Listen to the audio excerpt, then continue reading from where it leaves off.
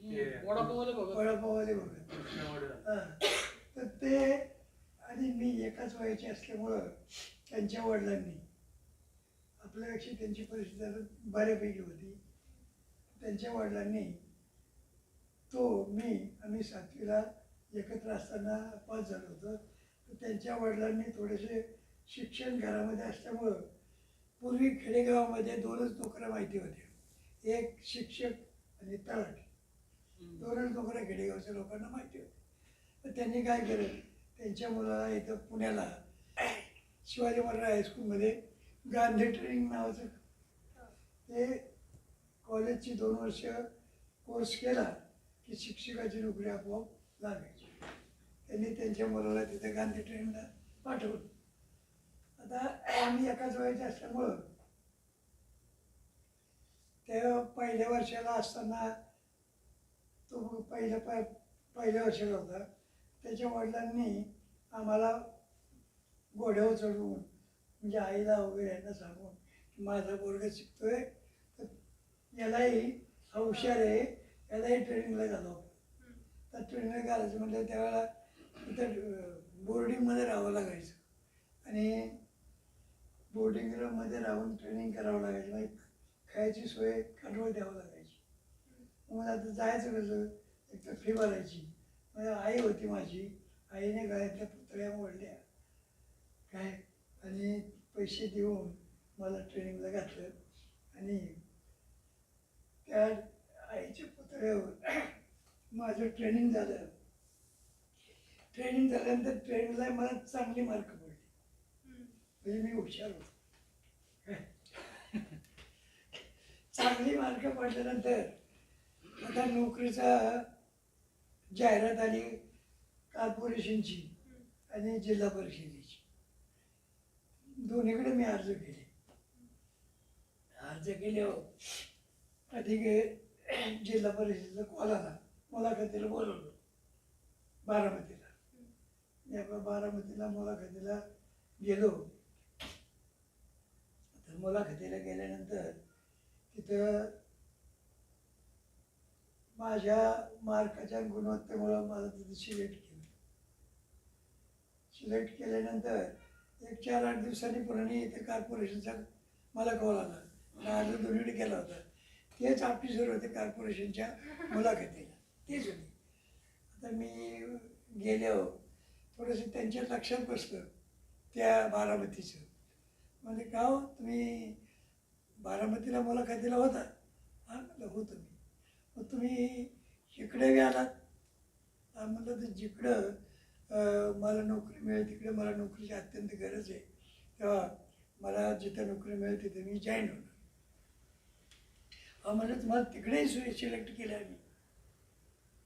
मग काय हरकत नाही, मला जिथं अगोदर ऑर्डर मिळेल तिथे मी जाऊन हजर होईल.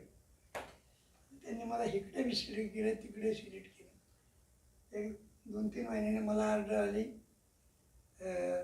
पुरंदर तालुक्यामध्ये खळद खानावडी ह्याचं गाव आहे ना आपलं, खळद खानावडी महात्मा फुलेंचं गाव, महात्मा फुले.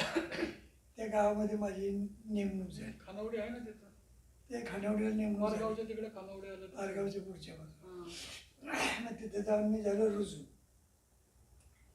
आता रुजू झाल्यावर शाळा खानावडीची आणि जेवायची काय सोय म्हणून तिथं पलीकडे खळदला ते पिसवडीचे कोलते म्हणून होते, त्यांचं जन्मगाव खळद होतं.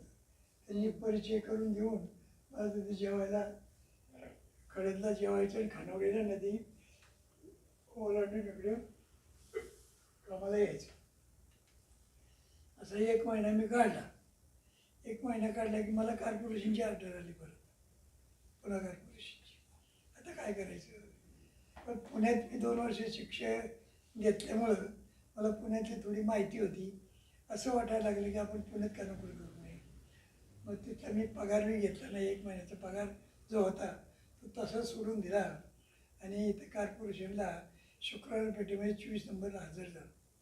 तिथं झालो रुजू मी आणि तिथं नोकरी मग करायला सुरुवात केली. 1956 साली का?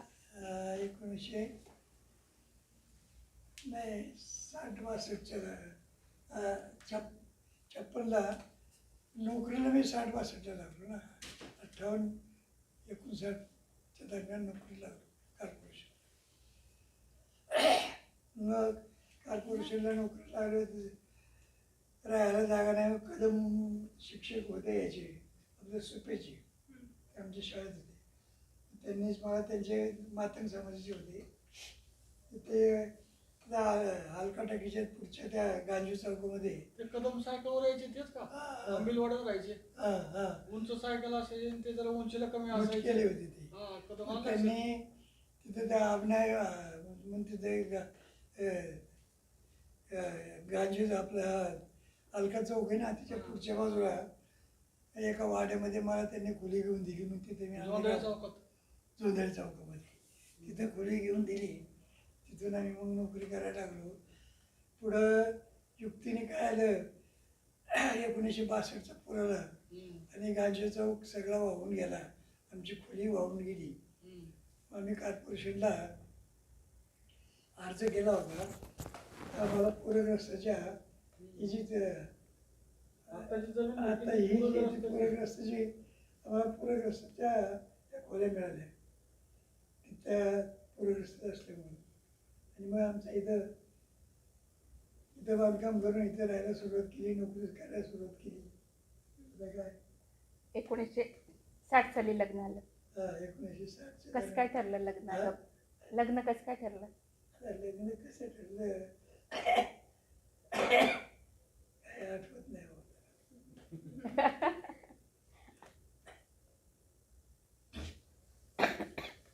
ती तुझी आजीची बहीण माळवाल्याच्या घरामध्ये दिलेली होती. जेवण झाल्यावरती पण आहे ना थोडं पिऊ द्या. जेवण झालं फक्त पूर्ण करण्यापुरतंच पाणी प्या आणि 1 तासाने पूर्ण पाणी प्या. जेवढे जास्त पण नाही प्यायचं. थोडंसं पूर्ण करण्यापुरतं प्यायचं, नंतर तासाभरात प्यायचं. लग्न कसं ठरलं आजोबा?